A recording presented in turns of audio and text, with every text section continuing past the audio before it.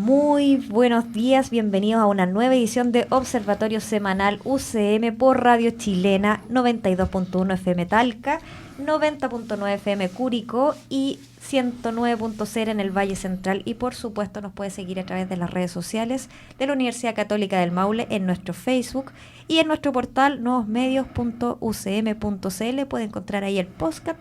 Y cada vez que vayamos subiendo nuestros videos y nuestros programas, nos pueden encontrar allá. Si nos quieren volver a escuchar, bienvenidos sean. Y nos pueden dejar sus comentarios en el Facebook con el usuario @ucatólicamaule. Estamos en una nueva semana con mis compañeros acá de locutorio. Bienvenidos, Marcelo, Padre, ¿cómo están? Hola, muy bien.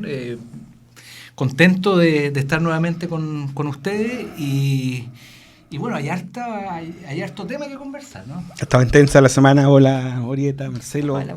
Un saludo también a quienes nos siguen a través de la radio. Sí, nos convocamos nuevamente para tener un diálogo sobre los diversos temas que circundan nuestro quehacer social nacional. Sí, es que la contingencia no para. O sea, tuvimos una buena conversación la semana pasada, pero este tema no ha parado en ningún caso. Y eso es lo que quiero llevarlos a la conversación de nuestro primer bloque, que es: las marchas siguen, la contingencia que hemos bautizado esta crisis político-social se mantiene, pero el presidente salió a entregar medidas esta semana, como el llamar a carabineros en retiro, promover carabineros nuevamente, militares custodiando infraestructura sensible, pero también echamos de menos los llamados hacia el tema social. El presidente de la Cámara de Diputados, Iván Flores, salió dando luces con respecto al tema de la AFP, pero quisiera saber desde su visión o lo que han podido ver en la semana, ¿qué es lo que falta para poder encontrar alguna luz dentro de este proceso?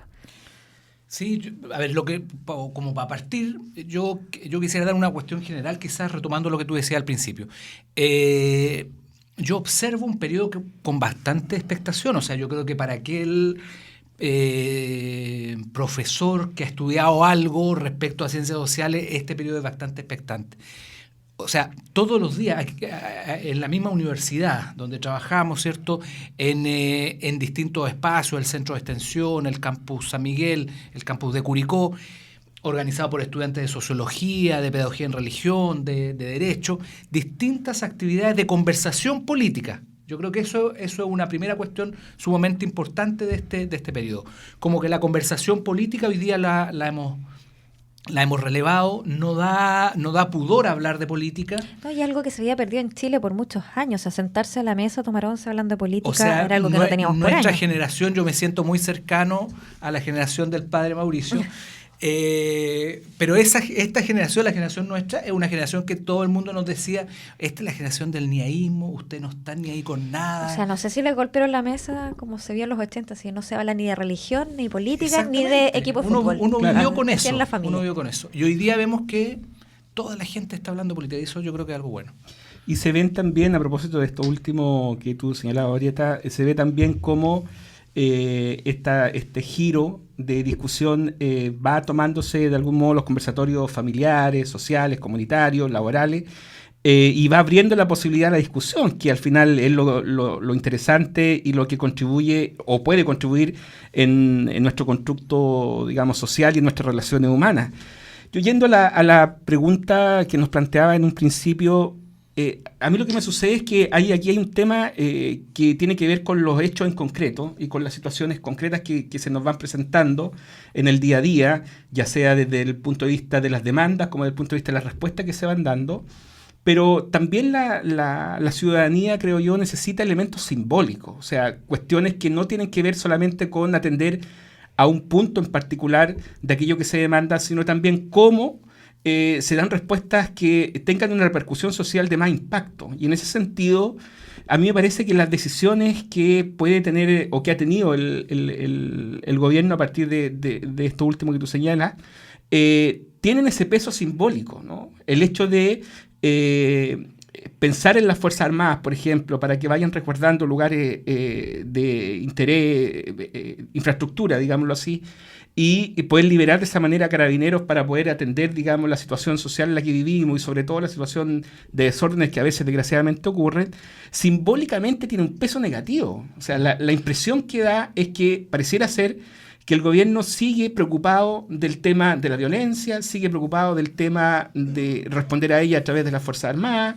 pero respecto de los puntos o de aquello que se demanda y que la gente más necesita en lo inmediato, pareciera ser que la fuerza disminuye o no tiene el mismo ímpetu, simbólicamente hablando, o la misma dinámica que a lo mejor estos signos, estas decisiones o estas directrices que se van dando desde el gobierno central aportan al quehacer social. Entonces, en el día a día o en el cotidiano, por decirlo así, lo que se percibe en el común de las personas es que viene el gobierno y ¿qué va a hacer? Toma medidas en razón de los resguardos que tienen que ver con el tema de la violencia, toma medidas en razón de el lugar que pueden tener las Fuerzas Armadas, toma medidas en razón del lugar que puede tener Carabineros para el orden público, que por un lado está bien, pero la sensación que queda en términos simbólicos es que pareciera ser que esa es la principal preocupación y las demandas sociales pierden un poco de fuerza. Entonces, por eso yo digo, a nivel simbólico... Yo creo que es como un tira floja, porque el gobierno está diciendo que paren el desorden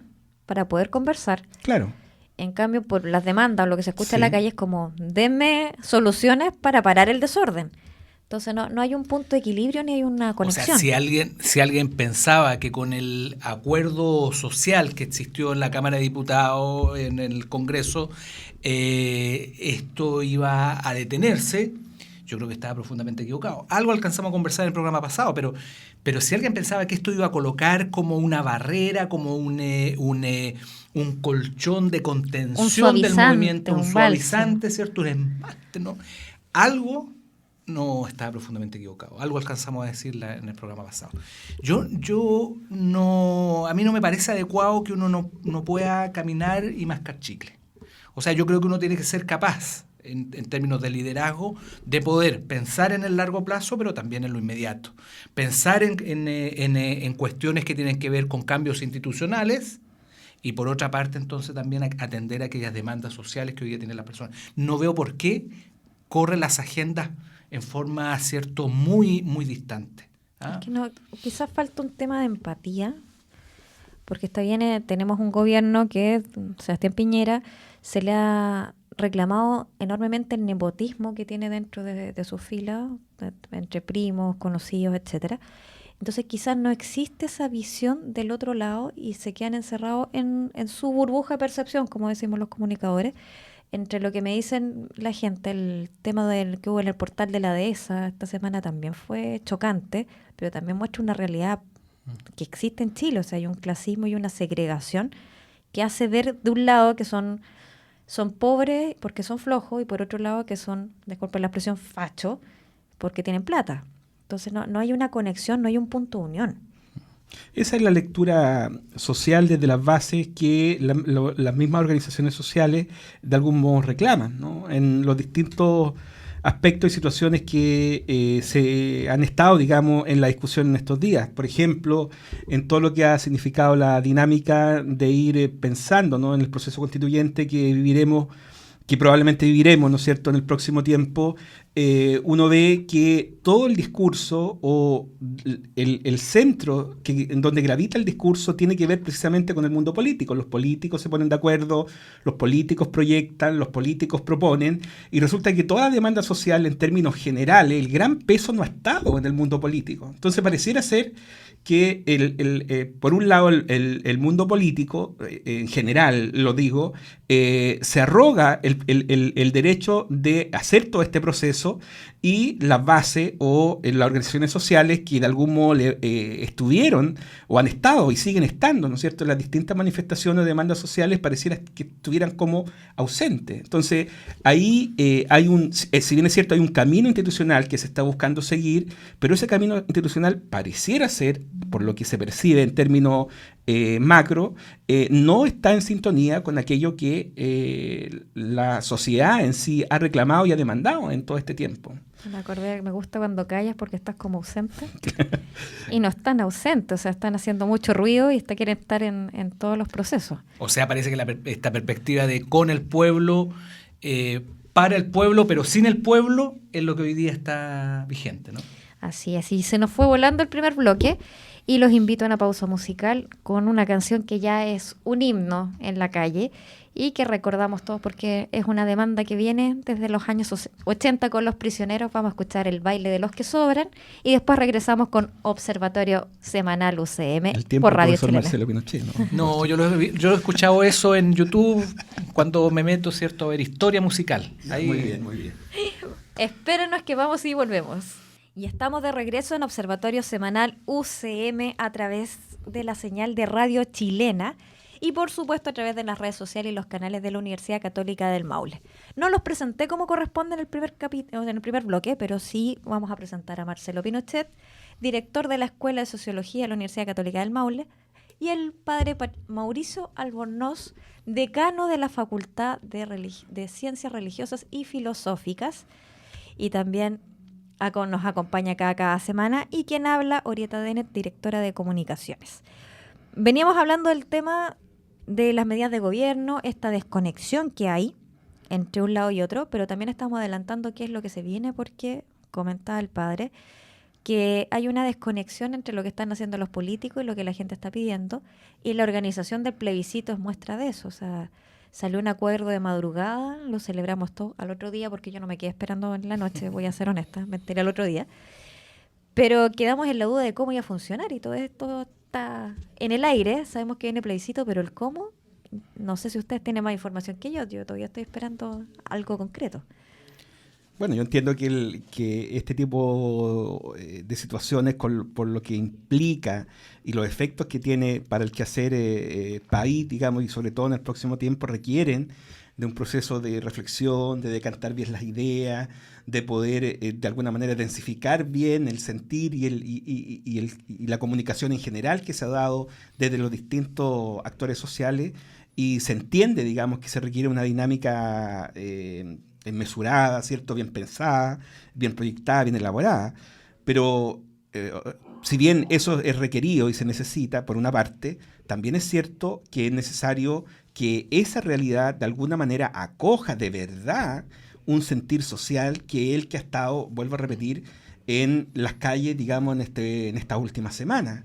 Lo que suena un poco paradójico, vuelvo a reiterar la idea, que por una parte esto despierta desde las bases sociales de un país, y que luego en la práctica el mundo político, vuelvo a repetir, toma esta idea, digamos, o esta demanda como una especie de caballo de batalla, ¿no?, en donde se prepara, se formula y se direcciona. Yo no estoy diciendo que el mundo político no tenga que estar, por supuesto que tiene que estar, y se tendrán que buscar los canales necesarios para que el aporte político que es necesario en este tipo de decisiones realmente ocurra.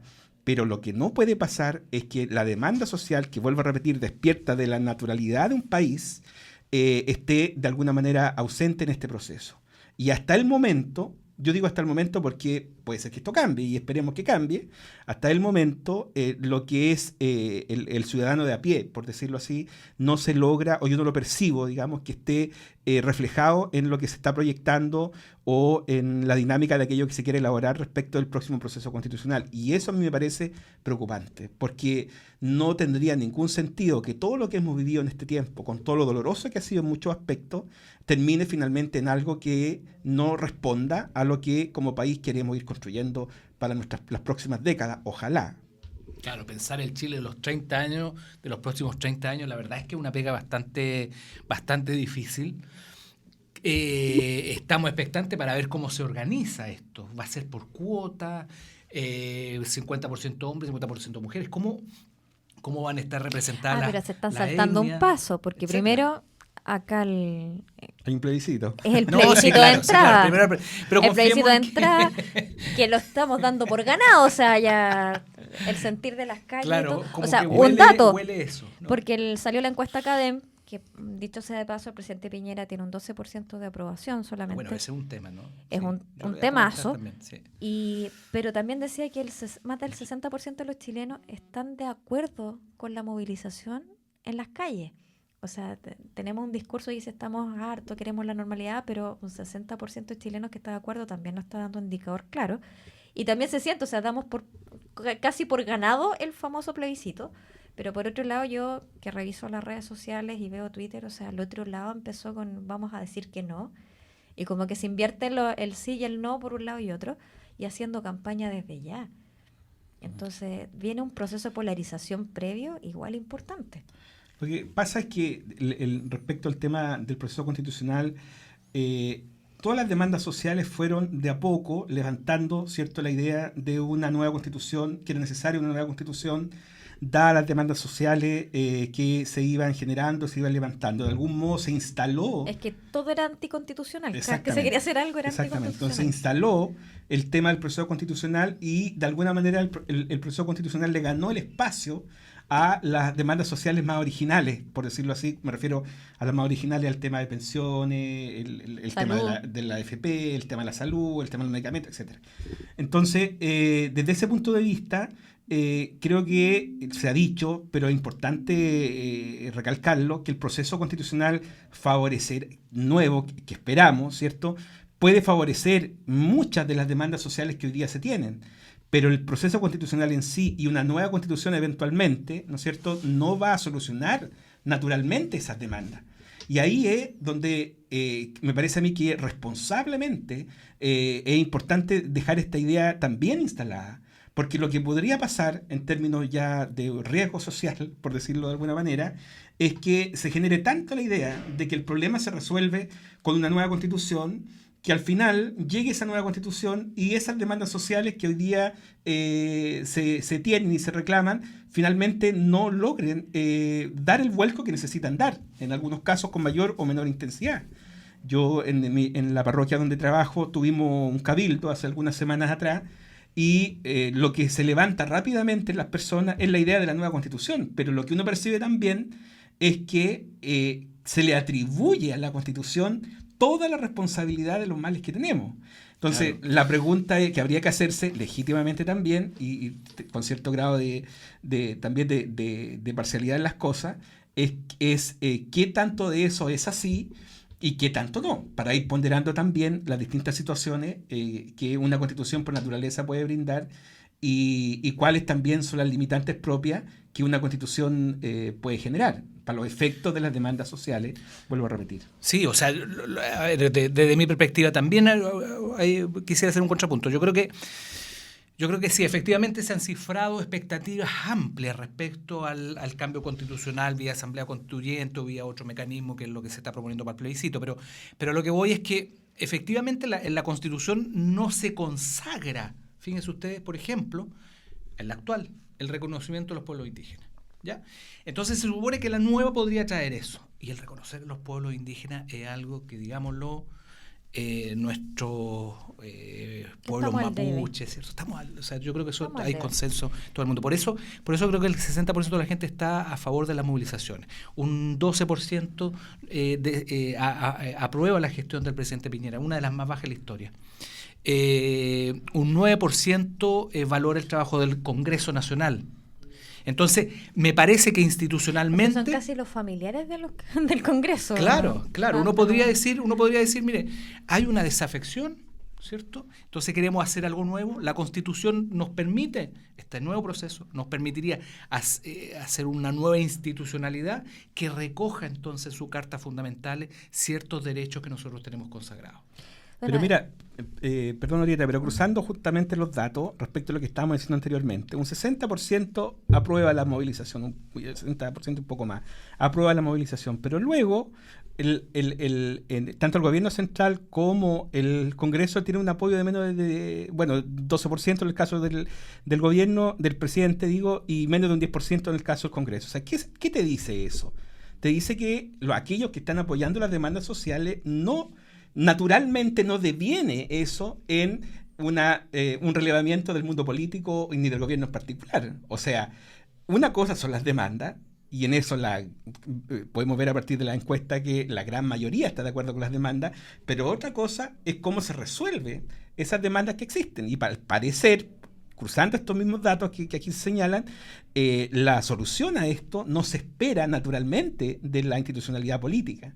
Y ahí es donde uno echa de menos, y reitero majaderamente esto, donde uno echa de menos los actores sociales que debieran tener o ir tomando cada vez más relevancia en toda esta discusión. Es que ha sido una lucha sin nombre.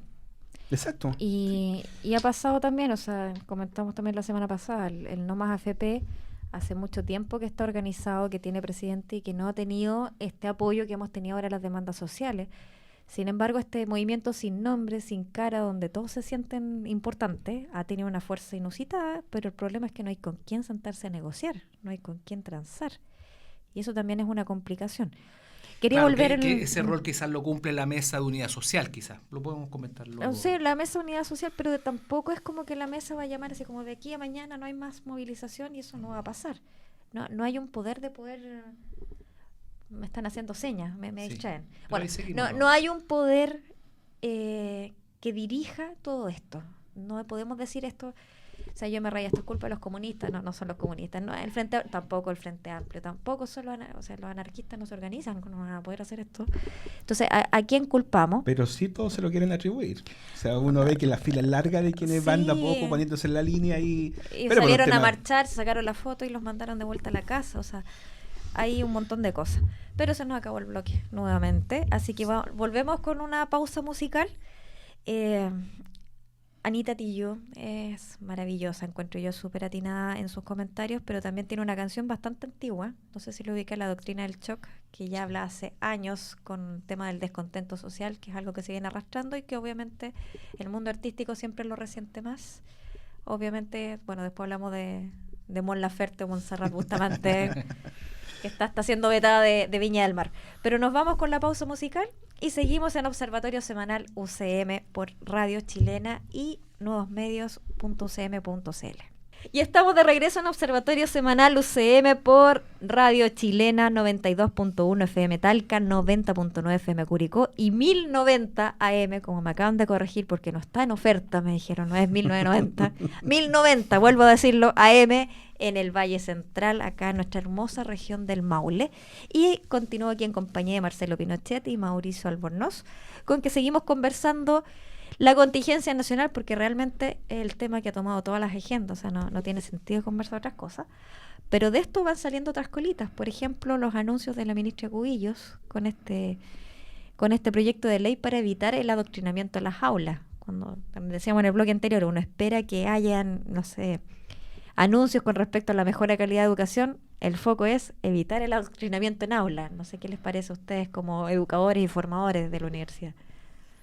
Bueno, la universidad quizás es un poco distinto de la educación primaria o secundaria, porque se entiende que la universidad responde al universo, ¿no?, de conocimiento, y por lo tanto la discusión debiera darse naturalmente en nuestras aulas. Respecto de aquello que se propone, se enseña y se busca cultivar entre las distintas instancias educativas, en la universidad la discusión tiene un lugar natural, por decirlo así, y se espera, ¿no?, que tenga un lugar natural. Distinto es en los niveles educativos primarios o secundarios, donde es necesario la formación lo que decían los medievales, la forma mentis de las personas, es decir, poder tener las bases necesarias para poder luego generar precisamente discusión y generar elementos que puedan ser parte del debate y de la formación posterior, ¿no? Eso en el ciclo secundario se espera que vaya tomando una transformación, y de hecho pasa, ¿no?, hoy día con nuestros jóvenes, para luego materializarse en la universidad. Entonces, desde ese punto de vista, lo que advierte la ministra respecto del adoctrinamiento o eventual adoctrinamiento es lo que uno esperaría como preocupación en otras instancias, más que sea el foco de la preocupación de la ministra en lo que significa el itinerario educativo primario y secundario. Yo desconozco en realidad qué es lo que gatilla de alguna manera este tipo de ideas y que se traducen eventualmente. Que van de la mano con la sugerencia de reducir la edad para poder votar.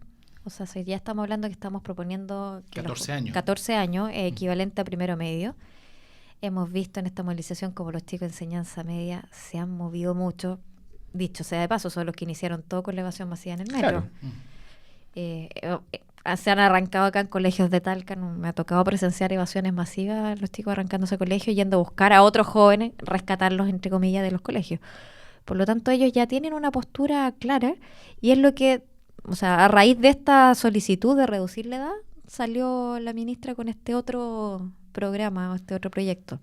Claro, pero uno podría suponer que si la preocupación es el adoctrinamiento en base a lo hecho, uno podría decir, bueno, los chiquillos ya están adoctrinados ya, si es que fuera esa la inquietud o la preocupación. A mí, o sea, no puedo estar más de acuerdo con Mauricio, o sea, no puede ser más inútil el anuncio. O sea, yo creo que no hay adjetivos para describirlo mejor que la inutilidad que tiene en estos minutos plantear una cuestión parecida. Tiene apego en cierto sector de la población. Vimos algunos diputados, incluso algunos diputados demócratas cristianos, ¿cierto?, aplaudiendo la medida de la ministra, sin conocer el proyecto. Solamente con la idea ya había gente aplaudiendo. Entonces, a mí me parece que la principal preocupación hoy día es otra, digamos. Cómo cautelar la calidad en los colegios, cómo cautelar entonces que el chileno, la chilena, tenga acceso a un nivel adecuado de educación, no importando la ciudad donde esté o la región. Yo creo que hay preocupaciones más importantes, o sea, yo en lo personal, que un niño cante una canción que a lo mejor el día anterior la escuchó y le quedó pegada porque es pegajosa, la letra de la canción y el tono de una marcha que fue con el papá o con la mamá o con ambos, digamos. Mira, a modo personal, mi hijo de 5 años llegó cantando a la casa del pueblo unido jamás será vencido y agarrando todo lo que sea para ese ruidito, pero fue porque viaja en el furgón y en el furgón eran los niños, uno empezó a cantar y efectivamente claro, la melodía es pegajosa y llegó cantando eso y el chico de 3 años no encontró nada entretenido y lo imitó y se la saben, entonces la escuchan. No es algo que le hayamos enseñado a los padres, pero tampoco estoy horrorizada con el tema. O sea, yo he visto hilos de tweets de madres así como escandalizadas. Pero desde el punto de vista de gobierno, que era lo que iba a comentar, yo esperaría que más que esto de contraadoctrinamiento es como, digamos que vamos a hacer educación cívica en los colegios, que efectivamente le vamos a entregar herramientas a nuestros jóvenes para que tengan un pensamiento crítico y puedan discriminar propaganda de información real. Y yo pediría una segunda cosa ahorita, así como tú entregas cierta posibilidad a los estudiantes, también a los profesores que en su formación, independiente de la asignatura que entregan, puedan entonces ser capaces de formar en valores ciudadanos, de forma crítica, reflexiva respecto al acontecer. Pero se supone que ahora está así, que la educación cívica se dice que es un ramo transversal que debería ser tratado por todos. Claro, pero en la práctica no funciona. Me ha tocado ver de que el profesor de matemática no enseña más que matemática.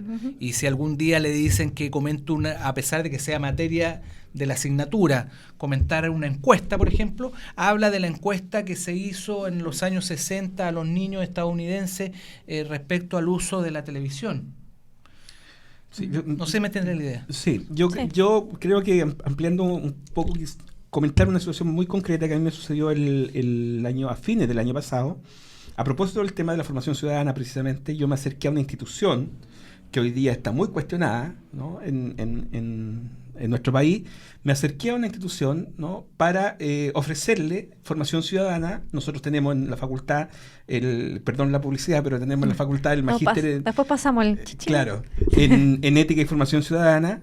Y en razón de eso yo me acerqué a una institución, me entrevisté con la persona que tenía que entrevistarme para comentarle de este programa y para plantearle la posibilidad de ofrecer formación ciudadana, quizás no sistemáticamente como la que ofrecemos nosotros en el programa, pero al menos ofrecer cierta capacitación, digamos, para que los miembros de esta institución pudieran tener mayores elementos precisamente respecto de temas éticos sociales o de formación ciudadana en sentido estricto.